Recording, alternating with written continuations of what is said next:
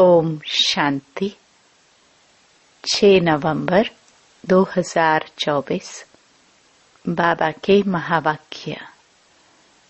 मीठे बच्चे, बाबा की दृष्टि हद और बेहद से भी पार जाती है। तुम्हें भी हद सतयुग, बेहद कलयुग से पार जाना है। प्रश्न। ऊंच ते ऊंच ज्ञान रत्नों की धारणा किन बच्चों को अच्छी होती है? उत्तर। जिनका बुद्धि योग एक बाप के साथ है, पवित्र बने हैं, उन्हें इन रत्नों की धारणा अच्छी होगी। इस ज्ञान के लिए शुद्ध बर्तन चाहिए। उल्टे सुलटे संकल्प भी बंद हो जाने चाहिए। बाप के साथ योग लगाते लगाते बर्तन सोना बने, तब रतन ठहर सके।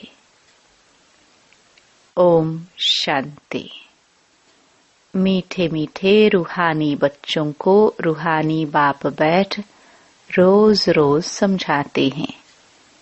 यह तो समझाया है बच्चों को ज्ञान, भक्ति और वैराग्य का यह सृष्टि चक्र बना हुआ है। बुद्धि में यह ज्ञान रहना चाहिए। तुम बच्चों को हद और बेहद से पार जाना है। बाप तो हद और बेहद से पार है। उनका भी अर्थ समझना चाहिए ना। रूहानी बाप बैठ समझाते हैं। यह भी टॉपिक समझानी है कि ज्ञान, भक्ति पीछे है वैराग्य।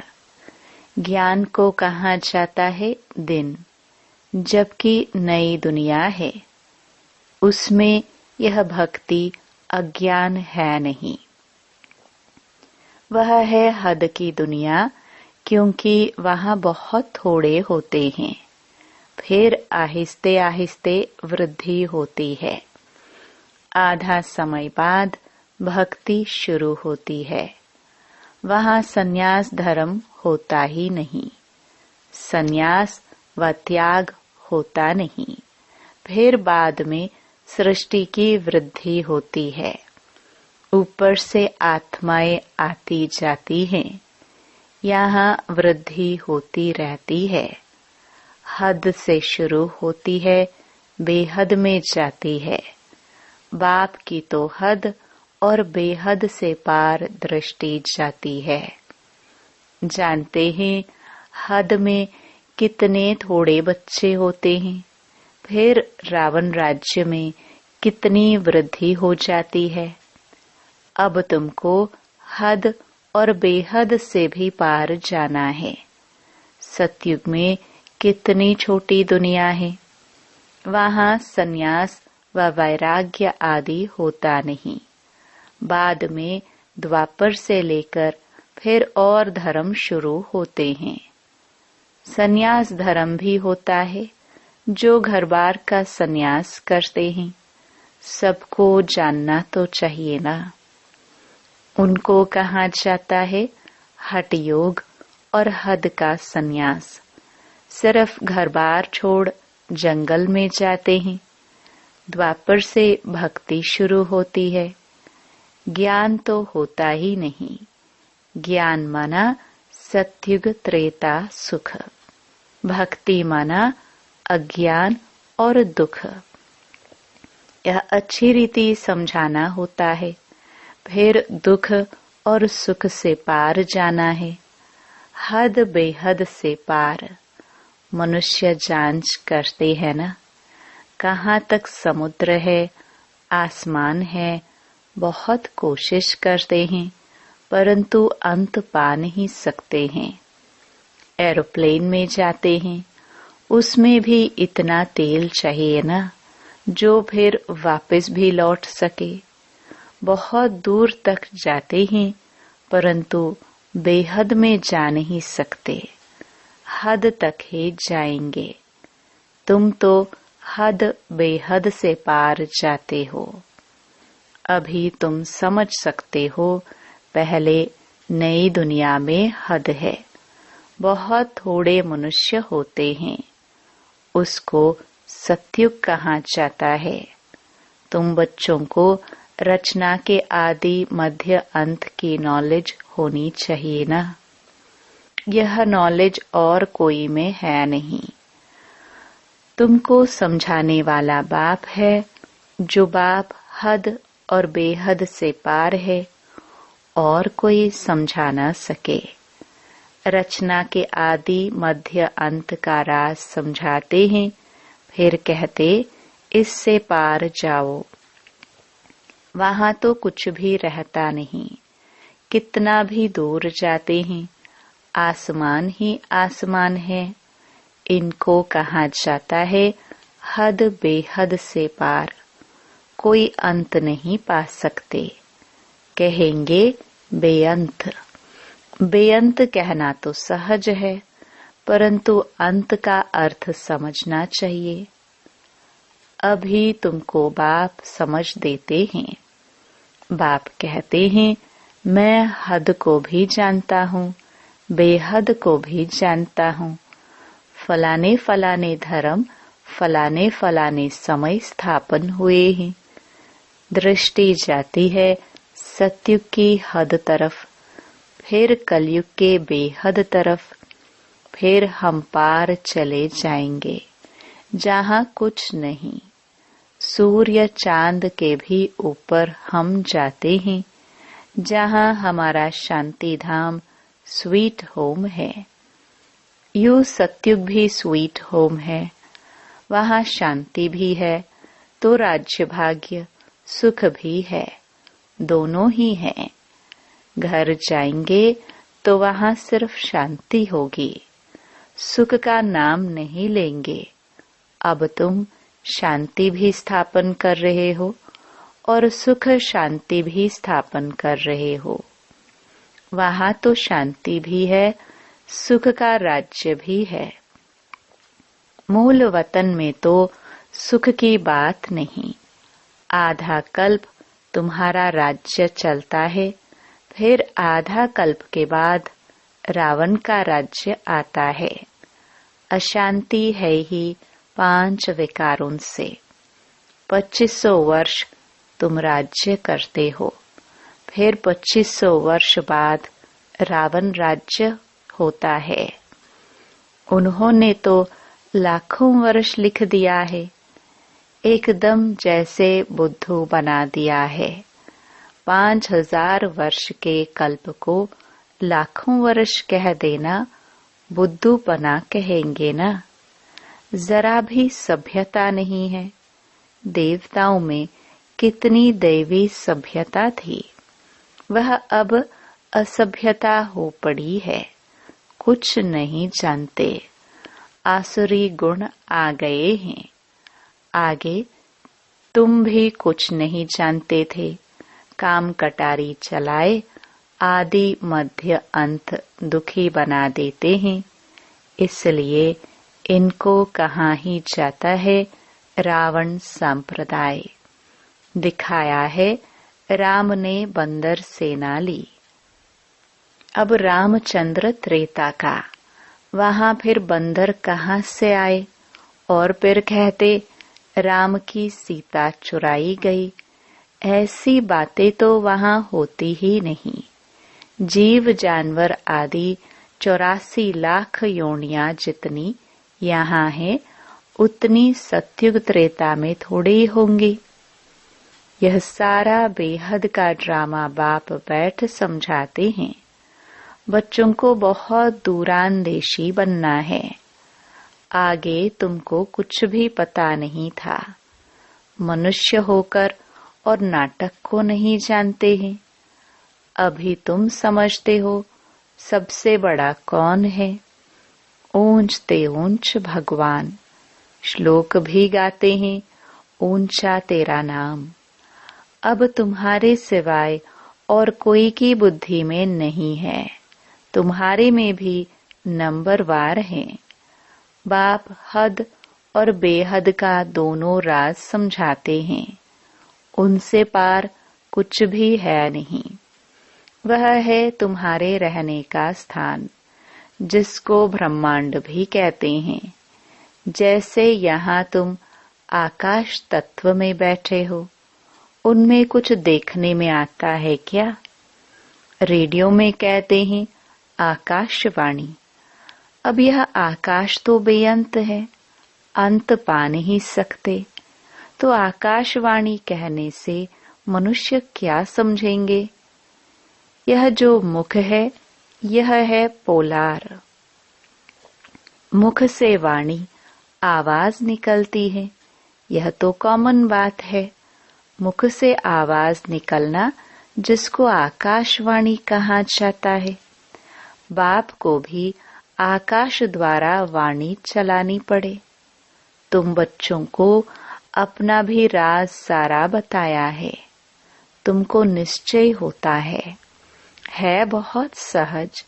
जैसे हम आत्मा हैं, वैसे बाप भी परम आत्मा है। ऊंच ते ऊंच आत्मा है ना। सबको अपना अपना पाठ मिला हुआ है। सबसे ऊंच ते ऊंच भगवान, फिर प्रवृत्ति मार्ग का युगल मेरू। फिर नंबरवार माला देखो कितनी थोड़ी है। फिर सृष्टि बढ़ते बढ़ते कितनी बड़ी हो जाती है। कितने करोड़ दानों अर्थात आत्माओं की माला है। यह सब है पढ़ाई। बाप जो समझाते हैं, उनको अच्छी रीति बुद्धि में धारण करो। झाड़ की डिटेल तो तुम सुनते रहते हो। बीज ऊपर में है। यह वैरायटी झाड़ है। इनकी आयु कितनी है? झाड़ वृद्धि को पाता रहता है, तो सारा दिन बुद्धि में यही रहे। इस सृष्टि रूपी कल्प वृक्ष की आयु बिल्कुल एक्यूरेट है। 5000 वर्ष से 1 सेकंड का भी फर्क नहीं हो सकता। तुम बच्चों की बुद्धि में अब कितनी नॉलेज है, जो अच्छे मजबूत हैं। मजबूत तब होंगे जब पवित्र हो। इस नॉलेज की धारणा करने के लिए सोने का बर्तन चाहिए। फिर ऐसा सहज हो जाएगा जैसे बाबा के लिए सहज है। फिर तुमको भी कहेंगे मास्टर नॉलेजफुल। फिर नंबरवार पुरुषार्थ अनुसार माला का दाना बन जाएंगे। ऐसी ऐसी बातें बाबा बिगर कोई समझा ना सके। यह आत्मा भी समझा रही है। बाप भी इस तन द्वारा ही समझाते हैं, न कि देवताओं के शरीर से। बाप एक ही बार आकर गुरु बनते हैं, फिर भी बाबा को ही पाठ बजाना है। 5000 वर्ष बाद आकर पाठ बजाएंगे। बाप समझाते हैं ऊंच ते ऊंच मैं हूँ। फिर है मेरू, जो आदि में महाराजा महारानी है। वह फिर जाकर अंत में आदिदेव आदिदेवी बनेंगे। ये सारा ज्ञान तुम्हारी बुद्धि में है। तुम कहाँ भी समझाओ तो वंडर खाएंगे। यह तो ठीक बताते हैं। मनुष्य सृष्टि का बीज रूप ही नॉलेजफुल है। उनके बिगर और कोई नॉलेज दे नहीं सकते। ये सब बातें धारण करनी है, परंतु बच्चों को धारणा होती नहीं है। है बहुत सिंपल, कोई मुश्किलात नहीं है। एक तो याद की यात्रा चाहिए इसमें, जो फिर पवित्र बर्तन में रतन ठहरे। यह ऊंच ते ऊंच रत्न है। बाबा तो जवहरी था। बहुत अच्छा हीरा माणिक आदि आता था, तो चांदी की डिब्बी में कपूस आदि में अच्छी रीति रखते थे। जो कोई भी देखे तो कहेंगे यह तो बड़ी फर्स्ट क्लास चीज है। यह भी ऐसे है। अच्छी चीज अच्छे बर्तन में शोभती है। तुम्हारे कान सुनते हैं, उनमें धारणा होती है। पवित्र होगा, बुद्धि योग बाप से होगा तो धारणा अच्छी होगी, नहीं तो सब निकल जाएगा। आत्मा भी है कितनी छोटी, उनमें कितना ज्ञान भरा हुआ है। कितना अच्छा शुद्ध बर्तन चाहिए। कोई संकल्प भी ना उठे। उल्टे सुल्टे संकल्प सब बंद हो जाने चाहिए। सब तरफ से बुद्धि योग हटाना है। मेरे साथ योग लगाते लगाते बर्तन सोना बना दो, जो रतन ठहर सके। फिर दूसरों को दान करते रहेंगे। भारत को महादानी माना जाता है।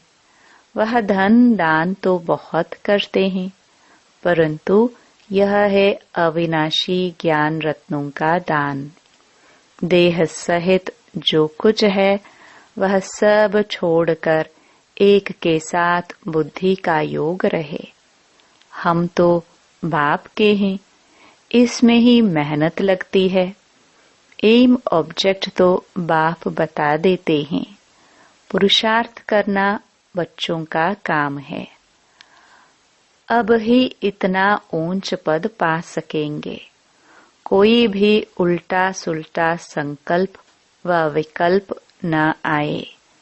बाप ही नॉलेज का सागर हद बेहद से पार है। सब बैठ समझाते हैं, तुम समझते हो। बाबा हमको देखते हैं, परंतु हम तो हद बेहद से पार ऊपर चला जाता हूँ। मैं रहने वाला भी वहाँ का हूँ। तुम भी हद बेहद से पार चले जाओ। संकल्प विकल्प कुछ भी ना आए, इसमें मेहनत चाहिए। गृहस्थ व्यवहार में रहते कमल फूल समान बनना है। हथ कारडे दिल यारडे। गृहस्थी तो बहुत हैं। गृहस्थी जितना उठाते हैं उतना घर में रहने वाले बच्चे नहीं। सेंटर चलाने वाले, मुरली चलाने वाले भी नापास हो जाते हैं और पढ़ने वाले ऊंच चले जाते हैं। आगे तुमको सब मालूम पड़ता जाएगा। बाबा बिल्कुल ठीक बताते हैं। हमको जो पढ़ाते थे उनको माया खा गई। महारथी को माया एकदम हप कर गई है नहीं। मायावी ट्रेटर बन जाते हैं। विलायत में भी ट्रेटर बन पड़ते हैं ना। कहाँ कहाँ जाकर शरण लेते हैं। जो पावरफुल होते हैं उस तरफ चले जाते हैं। इस समय तो मौत सामने है ना, तो बहुत ताकत वाले पास जाएंगे। अभी तुम समझते हो बाप ही पावरफुल है। बाप है सर्वशक्तिमान। हमको सिखलाते सिखलाते सारे विश्व का मालिक बना देते हैं। वहाँ सब कुछ मिल जाता है। कोई अप्राप्त वस्तु नहीं होती जिसकी प्राप्ति के लिए हम पुरुषार्थ करें। वहाँ कोई ऐसी चीज होती नहीं जो तुम्हारे पास न हो। सो भी नंबरवार पुरुषार्थ अनुसार पद पाते हैं। बाप बिगर ऐसी बातें कोई नहीं जानते। सब हैं पुजारी। भल बड़े बड़े शंकराचार्य आदि हैं। बाबा उन्हों की महिमा भी सुनाते हैं। पहले पवित्रता की ताकत से भारत को बहुत अच्छा थमाने निमित्त बनते हैं। सो भी जब सतो प्रधान होते हैं। अभी तो तमो प्रधान है। उनमें क्या ताकत रखी है? अभी तुम जो पुजारी थे सो फिर पूज्य बनने का पुरुषार्थ कर रहे हो। अभी तुम्हारी बुद्धि में सारा ज्ञान है। बुद्धि में धारणा रहे और तुम समझाते रहो। बाप को भी याद करो। बाप ही सारे झाड़ का राज समझाते हैं। बच्चों को मीठा भी ऐसा बनने का है। युद्ध है ना, माया के तूफान भी बहुत आते हैं, सब सहन करना पड़ता है। बाप की याद में रहने से तूफान सब चले जाएंगे। हातम ताई का खेल बताते हैं ना, मुलहरा डालते थे, माया चली जाती थी। मुलहरा निकालने से ही माया आ जाती थी। छुई मुई होती है ना, हाथ लगाओ तो मुरझा जाते हैं। माया बड़ी तीखी है। इतना ऊंच पढ़ाई पढ़ते पढ़ते बैठे बैठे गिरा देती हैं। इसलिए बाप समझाते रहते हैं, अपने को भाई भाई समझो तो फिर हद बेहद से पार चले जाएंगे। शरीर ही नहीं तो फिर दृष्टि कहाँ जाएगी। इतनी मेहनत करनी है, सुनकर फा नहीं हो जाना है।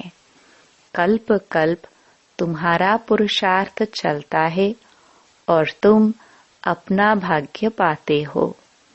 बाप कहते हैं, पढ़ा हुआ सब भूलो, बाकी जो कभी नहीं पढ़े हो वह सुनो और याद करो। उनको कहा जाता है भक्ति मार्ग। तुम राज ऋषि हो ना, जटाएं खुली हो और मुरली चलाओ। साधु संत आदि जो सुनाते हैं वह सब हैं मनुष्यों की मुरली। यह है बेहद के बाप की मुरली। सतयुग त्रेता में तो ज्ञान के मुरली की दरकार ही नहीं। वहाँ न ज्ञान की न भक्ति की दरकार है। यह ज्ञान तुमको मिलता है इस संगम युग पर और बाप ही देने वाला है। अच्छा, मीठे मीठे सिखिलदे बच्चों प्रति मात पिता बाप दादा का याद प्यार और गुड मॉर्निंग। रूहानी बाप की रूहानी बच्चों को नमस्ते। धारणा के लिए मुख्य सार।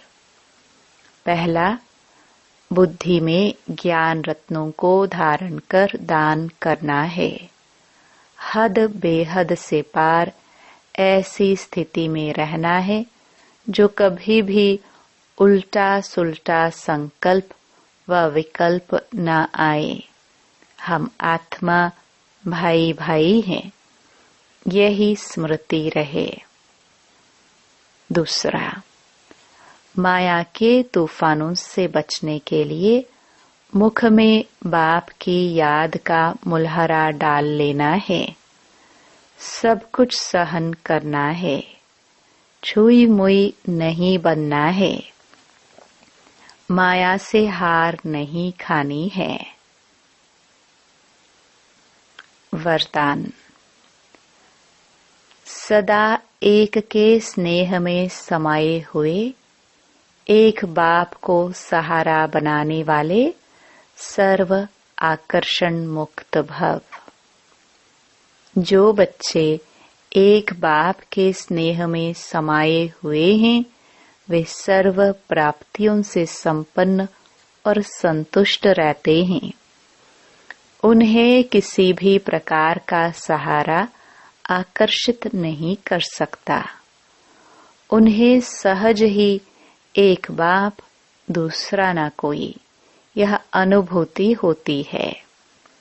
उनका एक बाप ही संसार है, एक बाप द्वारा ही सर्व संबंधों के रस का अनुभव होता है। उनके लिए सर्व प्राप्तियों का आधार एक बाप है न कि वैभव व साधन। इसलिए वे सहज आकर्षण मुक्त हो जाते हैं। स्लोगन: प्रकृति को पावन बनाना है तो संपूर्ण लगाव मुक्त बनो। ओम शांति।